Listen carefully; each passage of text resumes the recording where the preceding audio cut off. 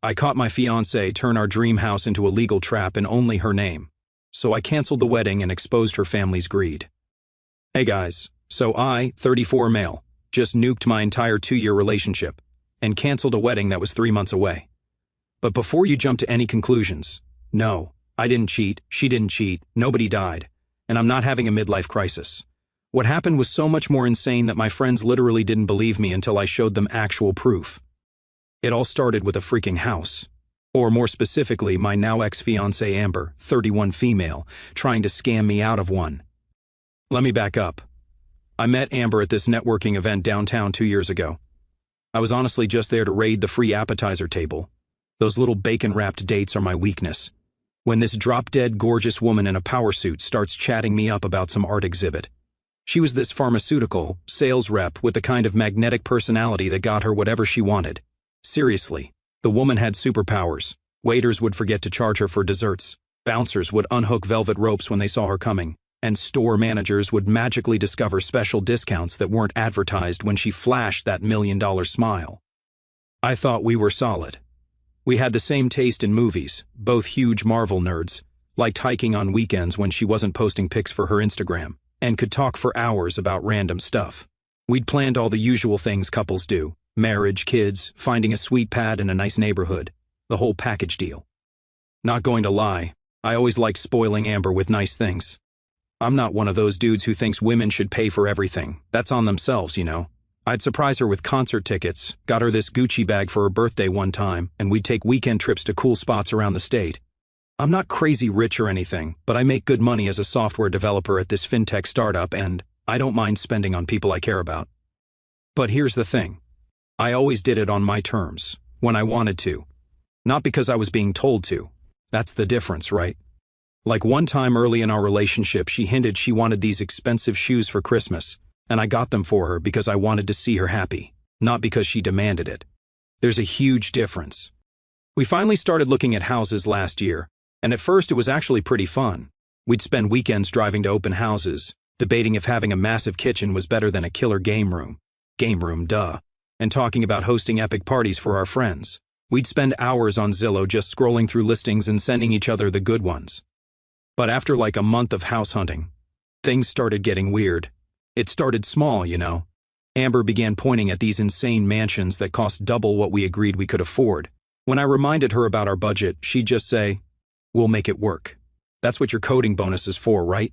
Like she already had my bonus spent in her head before I even got it. She got obsessed with houses that had all the extra fancy stuff: infinity pools, home theaters, and wine cellars. She doesn't even drink wine. She just liked how it looked on Instagram. The mortgage payments would have been more than most people's entire salary, but whenever I mentioned that, she'd just wave her hand like it was nothing. "You worry too much, babe.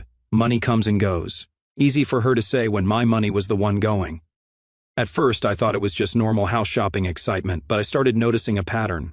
Every time we saw a house within our actual budget, she'd find something wrong with it. The kitchen was too small, even though it was bigger than our apartment, or the master bathroom needs a full remodel because it didn't have one of those fancy rainfall showers, or the backyard wasn't big enough for entertaining. Like we're hosting the freaking Oscars after party or something. But the houses that were way beyond our budget, those were always perfect and exactly what we need and worth stretching for. I started getting this uneasy feeling in my gut, but I ignored it because, well, I loved her and thought maybe I was just being cheap or something. Then her friend Tiffany, who I never liked by the way, got engaged to this hedge fund bro who makes stupid money. Suddenly Amber's Instagram feed was full of Tiffany's new beachfront condo and her designer shopping sprees that her fiancé paid for. I could literally see Amber getting more obsessed with these expensive houses after every brunch with Tiffany. I overheard them on the phone once, and Tiffany was saying, "Girl, if he really loves you, he'll buy you whatever you want. That's what real men do." And Amber was eating it up like it was gospel. But I didn't say anything because I didn't want to be that guy who talks trash about his fiancé's friends. We had been saving for a down payment, and I had put away a pretty decent chunk from my last few bonuses. I'm good with money, always have been. My parents taught me to save early and invest smart. Amber, on the other hand, was all about that treat-yourself lifestyle: designer clothes, $200 haircuts, $80 candles that smell exactly like the $10 ones at Target. But whatever, I figured we balanced each other out. I was the saver, she was the fun one. That's when she started with these tests. At least that's what I realized they were later. She'd say things like, "I wonder if we should get a bigger engagement ring. Tiffany's is 3 carats, just to see what I'd say."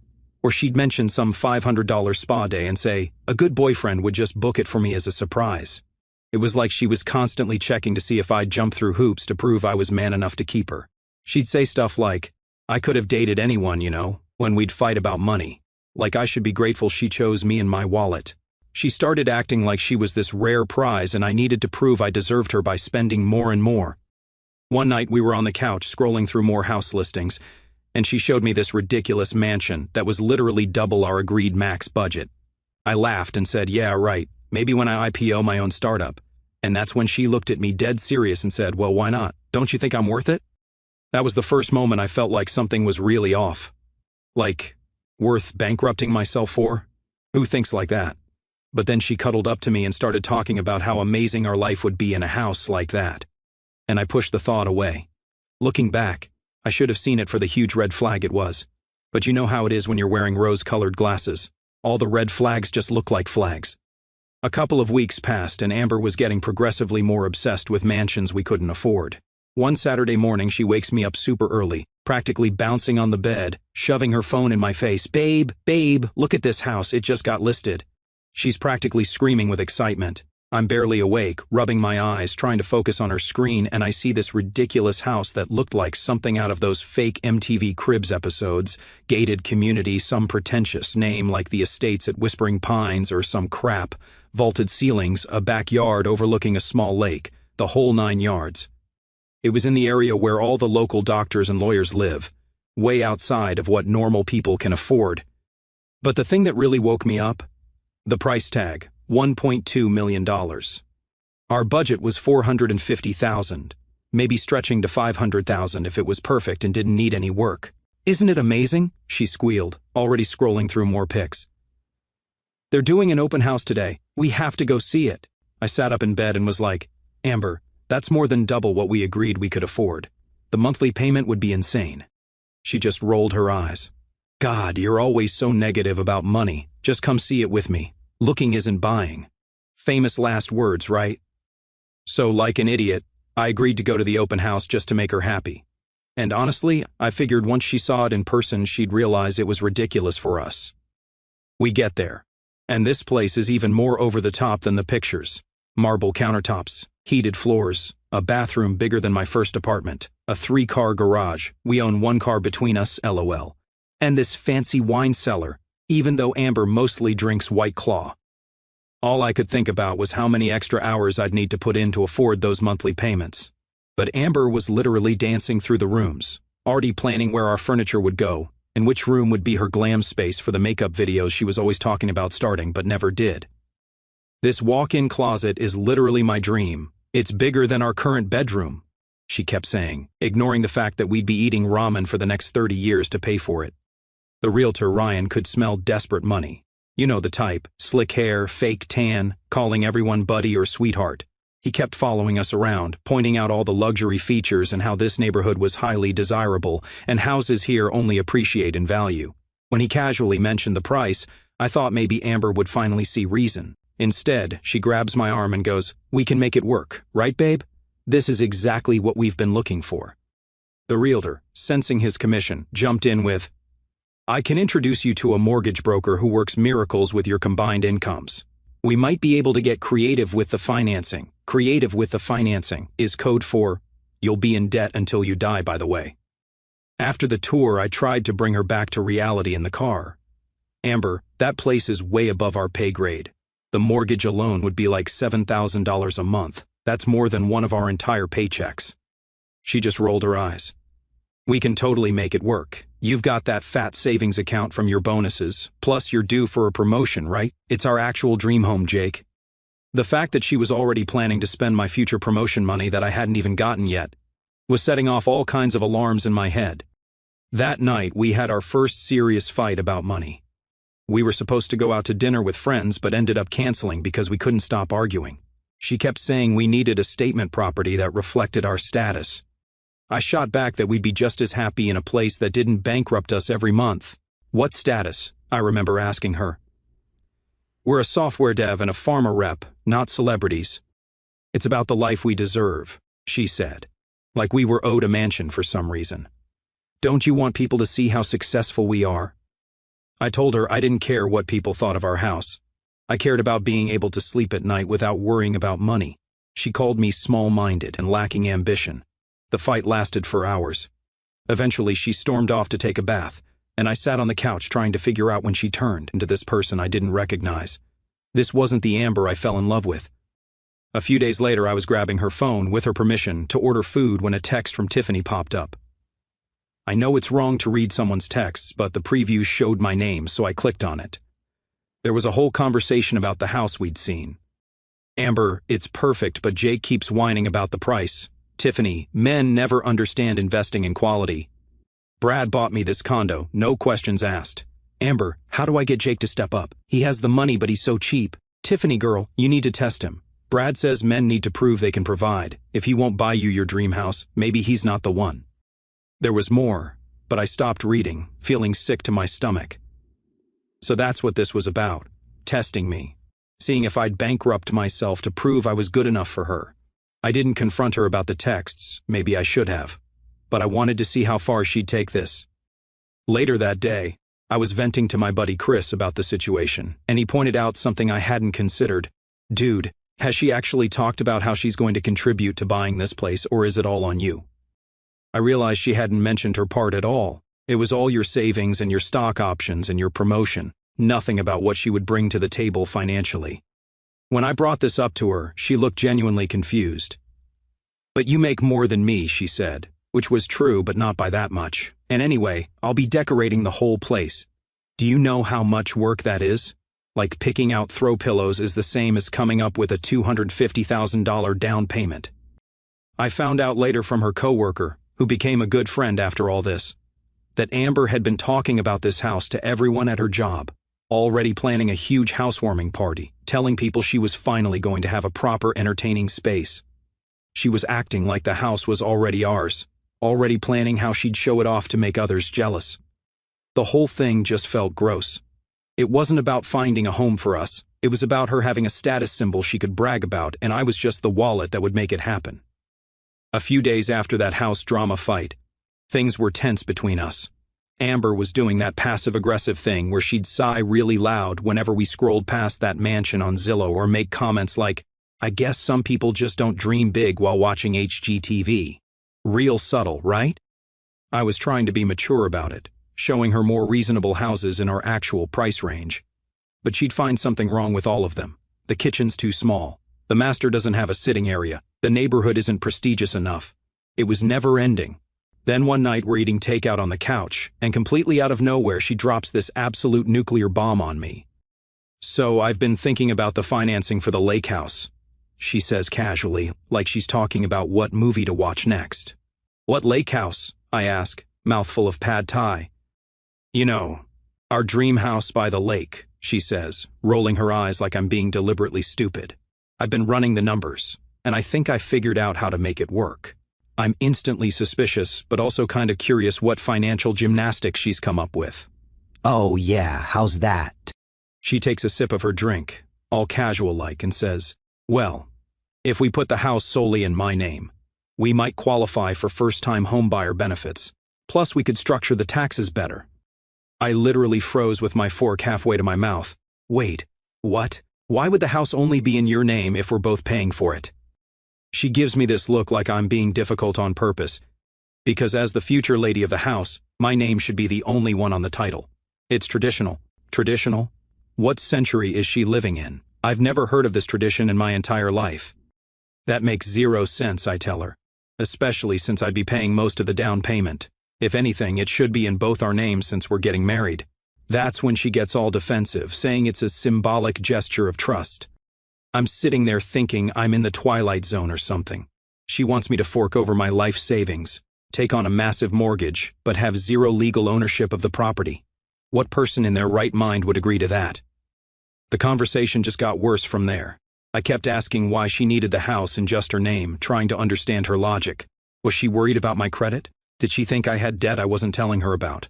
Was this some weird tax thing her dad told her about? But every time I asked for a straight answer, she'd dodge with some vague I just want to feel secure, or I need to know it's truly mine. None of it made any actual sense. For the next week, things were tense between us. She wouldn't drop it, always circling back to I want it in my name and that's non-negotiable. It was like talking to a brick wall. Then I found out who was really behind this whole scheme. Her dad, Richard. Holy crap, I should have seen it coming. Richard has always been weird about money and control. He's this old-school accountant who still uses a physical ledger to track his expenses and thinks credit cards are the devil's wallet. He's always been weirdly controlling about Amber's finances, still making her forward him her bank statements every month to review, even though she's 31 years old. Who does that? Anyway, Amber had dinner with her parents that weekend. I couldn't go because of a work thing.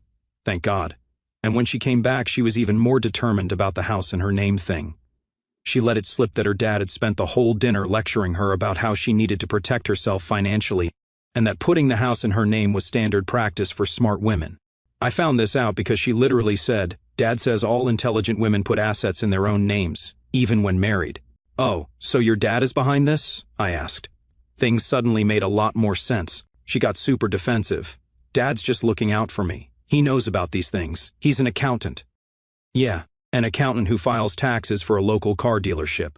Not exactly a financial guru. But in Amber's eyes, her dad knew everything about money." I tried to reason with her. "Amber, what your dad is suggesting isn't normal. Married couples typically own property together. What's mine is yours and what's yours is mine, right? That's kind of the whole point of marriage." She crossed her arms and got that stubborn look. "That's old-fashioned thinking. Dad says modern women need to be independent. There's a difference between being independent and straight-up scamming your fiancé," I pointed out, which didn't go over well. That night she called her dad and put him on speaker, I guess thinking he would convince me. Richard started talking to me like I was a complete idiot who didn't understand basic finance. "Listen, Jake," he said in that condescending tone that made me want to throw my phone out the window, "this is a simple asset protection strategy. If the house is in Amber's name, then it's shielded from any potential business liabilities you might incur as a software developer." "What business liabilities? I'm an employee, not a contractor. I don't even have my own business." This made zero sense. "Also," he continued, "in the unlikely event that you two separate, this provides Amber with security. AKA, in case you divorce my daughter, she gets to keep the $1.2 million house you paid for." I tried to explain that I understood asset protection, but what they were proposing was completely one-sided. Why not a prenup that protected both of us? Why not both names on the deed with a legal agreement about what happens if we split? Richard just talked over me. "Jake, if you truly respect my daughter, you'll want her to be secure. A man who can't provide that security isn't the right man for her." And there it was. Another test of whether I was man enough for Amber. If I didn't agree to financially screw myself, I wasn't worthy of her. That's when I realized this wasn't just about a house. This was about control. Her and her dad were testing me to see how much they could take advantage of me. If I gave in on this, what would be next? Joint bank accounts that only she could withdraw from? Life insurance policies with her as the sole beneficiary? The more I thought about it, the more I realized how messed up it was. I'd always been generous with Amber, buying her nice gifts, taking her on trips, never complaining when she wanted expensive dinners or concerts. But I did those things because I wanted to, not because she or her dad manipulated me into them. This felt different. This felt predatory, like they saw me as nothing but a wallet with legs. I needed some outside perspective, so I called my brother, who's always straight with me. I explained the whole situation, half expecting him to tell me I was overreacting. Instead, he was like, "Dude, what the actual heck? They want you to buy a house you can't afford and put it in her name only? Run. Run fast and run far." Hearing someone else say it out loud made me realize how completely insane their demand was. No reasonable person would ever agree to this. Amber must have sensed I was pulling back, because that night she went full rom-com mode. Got all dressed up, cooked my favorite dinner, the first time she touched a pan in months, and acted like everything was perfect. After we ate, she curled up next to me on the couch like nothing had happened. "I've been thinking," she said, super sweet, like this wasn't about to blow up again. "Maybe we could put the house in both our names, but with a condition." I paused. "What condition?" "If we ever split up, the house automatically goes to me. We can write it up legally." I just stared at her. "Wait, what? That's literally the same as putting it in your name only. You're still trying to guarantee you walk away with everything." She pouted like I was being the difficult one. "You're making this so hard. I'm just trying to find a compromise." "Oh," I said, trying to stay calm. "A compromise is we both own it, and if something happens, we split it like normal people. Either sell it or one of us buys the other out. That's how this works. What you're suggesting is just you getting a free house if we ever break up." She pulled back a little, clearly annoyed I wasn't falling for it. "You act like I'm trying to screw you over. Why can't you just trust me?" "Because every single version of this ends with me paying and you owning," I said. "You keep calling it trust, but none of this is mutual." She rolled her eyes. "God, you're so obsessed with ownership. It's like you don't trust me at all." "No, it's about not being an idiot," I snapped. "What if we split?" She shrugged like it was nothing. "Obviously, I'd keep the house. Dad says that's fair." There it was, crystal clear. This whole thing wasn't about starting a life together. It was about her and her dad locking in a house using my money while making sure I walked away with nothing. "So let me get this straight," I said. "You want me to put down the money, make the payments, take on all the debt, and then if things go south, I just leave with a thank you card?" "You should want to protect me," she said, like it was the most obvious thing in the world. "Dad thinks you're not the man we thought you were." That was it. That was the line that snapped something in me. "I've always been happy to spoil the people I love," I said, "but when I choose to, not when I'm being emotionally blackmailed by someone's controlling accountant dad. Your dad doesn't get to run our relationship, and if you think he should, maybe we shouldn't be engaged." Her eyes flared. Tiffany was right. "If you really want to be my man, you'll do anything to make me happy." I just looked at her. "Yeah, well, if being your husband means signing over my entire future, then no thanks." She stared at me like she couldn't believe I actually said it out loud. Then she stood up, knocked a picture off the wall on her way out, and slammed the door so hard the floor vibrated. Honestly, I couldn't have staged a better ending myself. After that blow-up, we didn't speak for 2 whole days. I crashed at my buddy Chris's place because I couldn't stand being in our apartment with all that tension. My head was a mess. Part of me still loved her, but another part was screaming, "Run, dude, run," on repeat. On day 3, she called with this fake sugary voice like nothing happened. "Babe, can we please talk? I miss you. Let's meet for coffee and work this out." Against my better judgment, and Chris explicitly telling me don't do it, I agreed to meet at Starbucks. I figured we'd either find middle ground or end things for good. When Amber walked in, she was all done up. Perfect makeup, hair styled, wearing the tight dress she knew I loved. Classic Amber strategy when she wanted something. Try to cloud my judgment with her hotness. "Jake," she squealed like we were long-lost friends and not a couple in crisis mode. She tried to kiss me, but I turned my head so she got my cheek instead. Her smile faltered briefly. "I ordered your favorite," she said, sliding a caramel macchiato toward me. I didn't touch it. I needed a clear head. "Look," she started when I didn't immediately accept her non-apology. "I think we both said things we didn't mean. I've been stressed about the wedding and house hunting, and I took it out on you. I'm sorry." Notice how she apologized, for her tone, but not her actual insane demands. "Anyway," she continued, "I think I've come up with a solution that will make us both happy." She pulled out a fancy leather folder and placed it on the table. "Dad's friend Michael, he's a real estate attorney, helped me draft this up. It's a fair compromise." My stomach dropped. I opened it and started reading what was obviously a legal document. As I skimmed through the legal jargon, I felt physically sick. This wasn't a compromise. It was worse than her original demand. The gist was, 1. I'd be solely responsible for mortgage payments, taxes, insurance, and maintenance. 2. The house title would be 100% in her name only. 3. If we divorced, I'd have zero claim to the property or any equity. 4. Any improvements I paid for would be considered unconditional gifts to her. 5. I'd be required to list the house as my primary residence for tax purposes. It was like a rental agreement, except I'd be paying for the entire house and getting nothing in return. "Are you serious with this?" I asked. "This isn't a compromise. This is even more one-sided than what you originally proposed." She rolled her eyes. "Did you actually read it? It protects both of us." "How exactly does this protect me?" I flipped through the pages. "Show me one clause that gives me any protection." She leaned forward, speaking slowly like I was stupid. "You get to live in a beautiful home that would otherwise be out of our reach. Your credit score will improve from making mortgage payments, and you get me as your wife. That's your benefit." I couldn't believe what I was hearing. You want me to take all the financial risk while you get all the benefit? What kind of partnership is that? She sipped her coffee like this was a normal conversation. Every relationship involves give and take. You get me as your wife, and I get the security of a home that's mine. Dad says it's more than fair. I just slid the folder back across the table. You're right about one thing, the wedding is off. But I'm the one calling it off, not you. The look of shock on her face was almost comical. Her mouth literally dropped open. Clearly she'd expected me to cave. What are you talking about? She stammered. Are you seriously dumping me over a house? I kept my voice steady. I'm ending our engagement, because you've shown me that money and property matter more to you than partnership or love. This isn't a marriage, Amber. It's a financial trap designed by you and your dad. She looked panicked. You're making a huge mistake, she hissed. Do you have any idea how many guys would kill to be with me?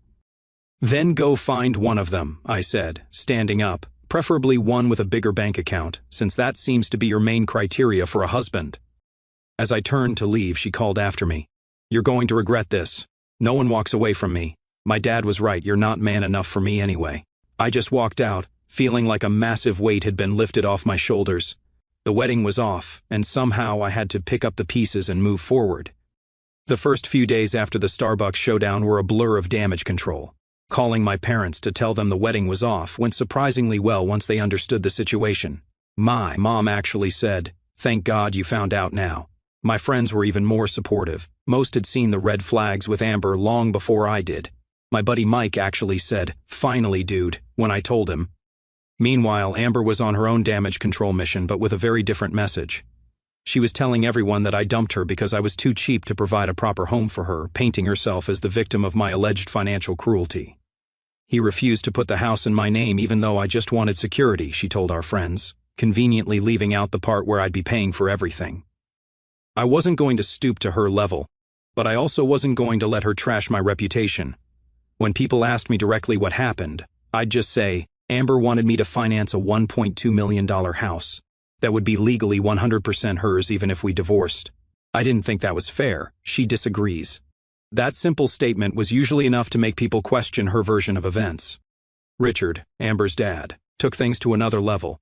This dude actually called my boss to say I was emotionally unstable and shouldn't be trusted with important projects.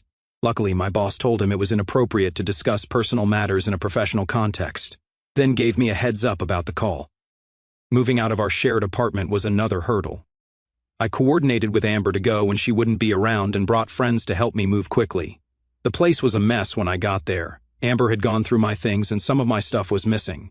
The most disturbing thing was finding that leather folder on the kitchen table, open to the contract she'd wanted me to sign, with a sticky note that just said your loss.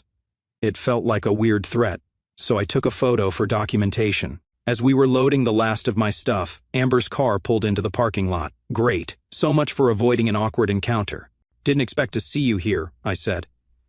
I thought we agreed I'd be out by 3. She ignored that. Jake, can we please talk alone? She glanced at my friends. Anything you need to say, you can say in front of my friends, I replied. She crossed her arms. Fine. I think you're making a huge mistake. We had a good thing going and you're throwing it away over a stupid misunderstanding. It wasn't a misunderstanding, I said. You were very clear about wanting me to finance your free house. It's not a free house, she snapped. It would have been our home. I just wanted it in my name for security. Security from what? What were you so afraid of? Women often end up with nothing after divorce, she said. That's statistically untrue, I pointed out, and your solution wasn't fair to me. You were trying to protect yourself by putting me at risk. The conversation went downhill from there. She started crying, then got angry when that didn't work, then tried to guilt me about wasting 2 years of her life. In the weeks that followed, Amber kept switching between trying to get me back and trying to make my life hell. She'd send sweet texts one day and tell mutual friends I was abusive the next. Her dad even threatened legal action for breach of promise, which isn't even a thing anymore in our state. 6 weeks after everything went down, that dream house she and her dad were scheming to get went back on the market when she couldn't buy it herself. Turns out her pharmaceutical sales job wasn't enough to qualify for that massive mortgage without my income. Looking back, all the red flags were there from the beginning. Her entitlement, her dad's unhealthy involvement, her obsession with status and money. I just didn't want to see them because I was blinded by what I thought was love. These days I'm doing much better. I bought a reasonable condo that I actually can afford, started dating someone new who values partnership over possessions, and learned a valuable lesson about what really matters in a relationship. Sometimes the most expensive mistake is the one you don't make.